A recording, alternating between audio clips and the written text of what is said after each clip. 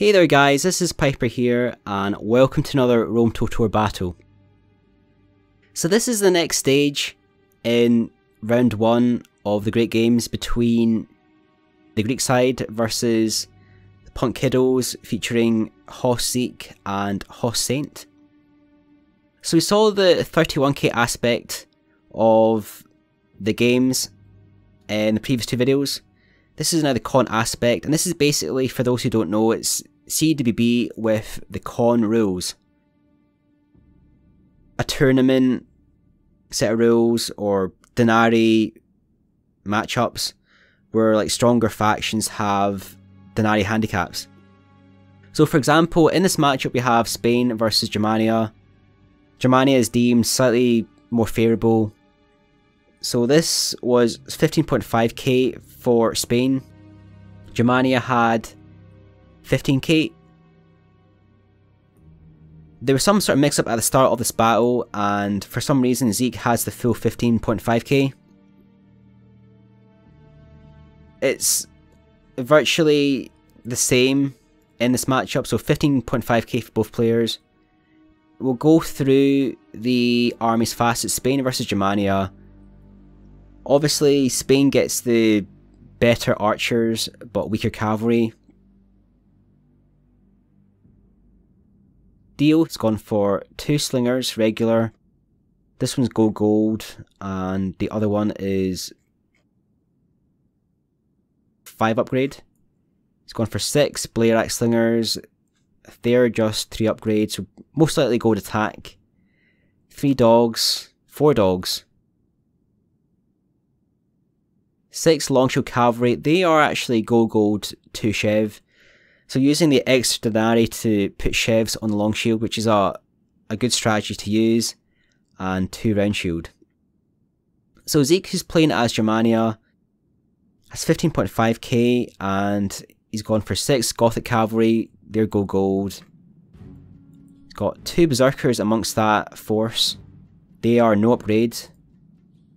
2 Barbarian Light Cavalry, gold. 3 Axemen. The Axemen are 3 upgrade. Probably gold attack. 2 dogs and 1 peasant.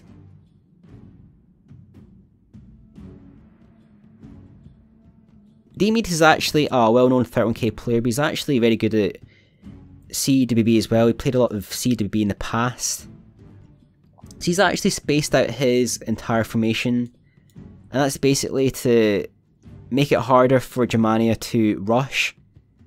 So if you look at Germania's units, he's got 3 units of Axemen, 2 Berserkers. If Spain has everything bunched together, the Blairaks and the Slingers aren't really the best in melee. They're far better with their missile stats and their speed. So spacing them out actually gives them an advantage because it means that they're harder to catch. And Germania has the Gothic Cavalry, which are better than Longshield, but again, spacing out the Longshield minimises the risk that the Gothic Cavalry will get a fast right at the start.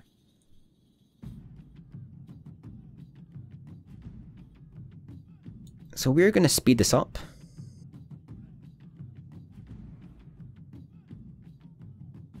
Germania is going to move over to the left hand side. They're going to go for a push on Dio's centre and right side.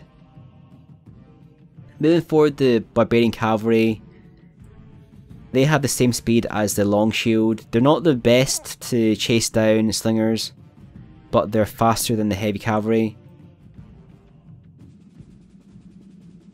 That's a charge from the Gothic Cavalry versus the Warhounds. That was a good charge there from Zeke. He's nullified that unit of Warhounds. Still pushing on the left hand side. Got his other unit of Light Cavalry chasing down 2 units of Slingers. And he's moving over a unit of Warhounds as well. Dio's put a unit of Warhounds versus the Barbarian Light Cavalry.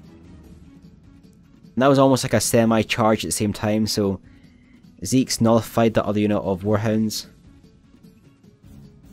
The main charge is coming through the centre. So there's microing on both sides. Zeke's pushing through the centre.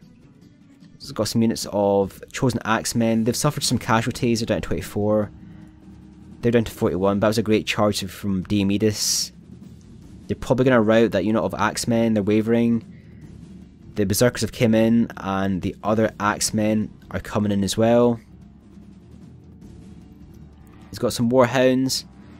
The right hand side. The other Warhounds are coming from the back. Dio's going to move back his long shield. He's got cavalry on the left hand side as well. He's got 2 units of slingers around the back, and they're actually fighting the Barbarian cavalry.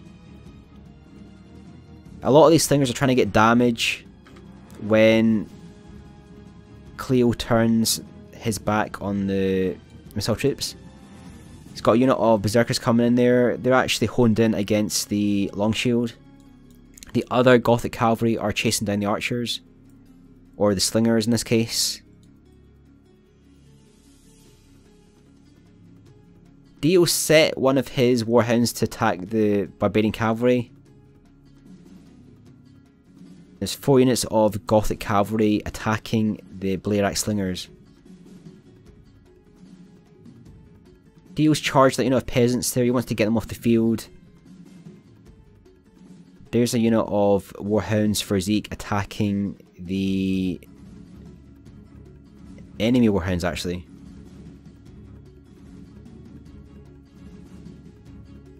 So if they cannot kill that man, they'll actually run off the field. There's the Warhounds going in versus the Barbarian cavalry. So good work from Zeke, getting a lot of kills on the slingers. There's not that many units of slingers left, but obviously the Blairaks are a good attack.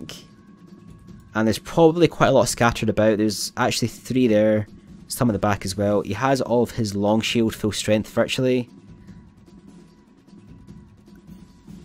Also has his round shield as well. That one's down to 15. I think there's one somewhere else as well. But those Warhounds are going to chase those Barbarian cavalry. He's got a unit of Blairak slingers. If they actually stand there, he'll probably get some shots in versus the cavalry. Got that other unit of Berserkers coming in here.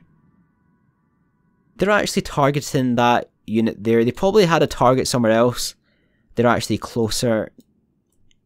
So I'm going to assume Zeke's going to probably follow that Berserker in. Try and make use of that attack. If he just lets those Berserkers run, quite likely Dio will just shoot them to death. They don't have any...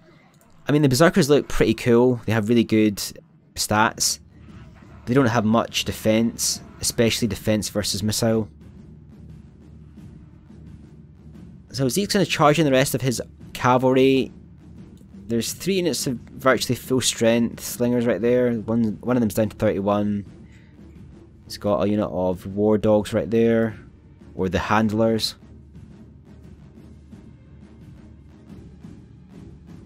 This is where the opportunity comes in for Dio to get a good rout on those chosen axemen. If Zeke pushes too far ahead, he'll leave his axemen vulnerable. There's a charge going in there versus the berserkers. They're down to 8. That's the rest of the dogs chasing the barbarian cavalry. So chance here for Dio to get good shots in there versus the Gothic cavalry. Again, good work here by Zeke. Not giving the slingers the chance to fire at the bulk of his cavalry. Although Dio does have slingers there, and he's got a unit of warhounds around the back. He's basically got 4 units of slingers and some pretty powerful longshield cavalry. A lot of these cavalry are go to Chev. So even though these guys are like cavalry, they're winded. The Gothic cavalry are very tired, which probably puts the long shield ahead actually. The heavy cavalry will lose a lot of stats, being exhausted, very tired. These long shield cavalry get a decent charge, and they also are on 2 chevrons as well, some of them. So they're going to go for the charge versus the berserkers. And that's the war dogs finally caught up with the cavalry. The other unit of barbarian cavalry they've actually attacked that unit of slingers. Again, good work here from GREEK-IRAKLIS. That was probably game changing actually. He's managed to get enough shots in there versus the Gothic cavalry.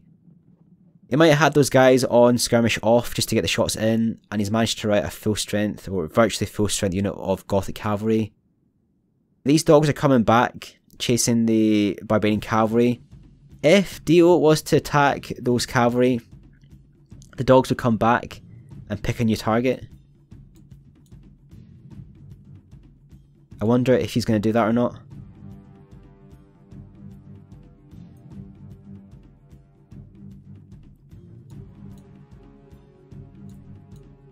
Quite a lot of dogs are actually chasing that unit of barbarian cavalry. Again, we've got the slingers here, getting a lot of good kills against those cavalry. Those dogs won't catch up there. Those Gothic cavalry are exhausted. And it's probably quite important for Zeke to try and rest his cavalry. Dio's probably wanting to attack round about now. He does have the slingers, but to be honest, it's probably more beneficial for him to use the cavalry and take advantage of the exhausted Gothic cavalry. If he charges right there, he'd probably actually win that engagement. The axemen are exhausted too. Those Gothic cavalry are exhausted that are coming over. So the more the Gothic cavalry run, the more tired they're going to become. These guys are only winded. Some of them are... I think those guys are actually... Yeah, those guys are actually tired. But they're just the round shield cavalry. Moving back to slingers. He's got some slingers on the left hand side as well.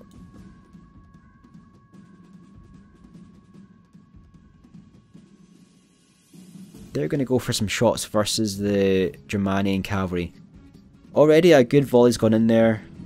Again, like the other cavalry, these guys are exhausted. They're not particularly good versus enemy archer fire. And they're going to tire even more from the chasing of the slingers. So I think we're going to speed this up. We're getting close towards the end. I would imagine it's going to be a charge fairly soon from GREEK-IRAKLIS. Again, the Gothic cavalry are exhausted. He doesn't want to give them time to actually become fresh again. He's got a lot more energy than the heavy cavalry. But he does have some slingers here. They might become quite useful in getting shots in.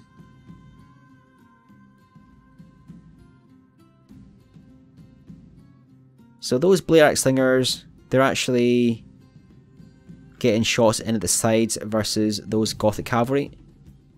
Look at that shot going in there. That's the first volley.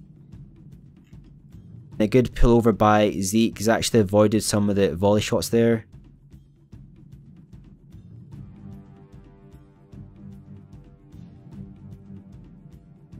Dio's put his round shield around the back.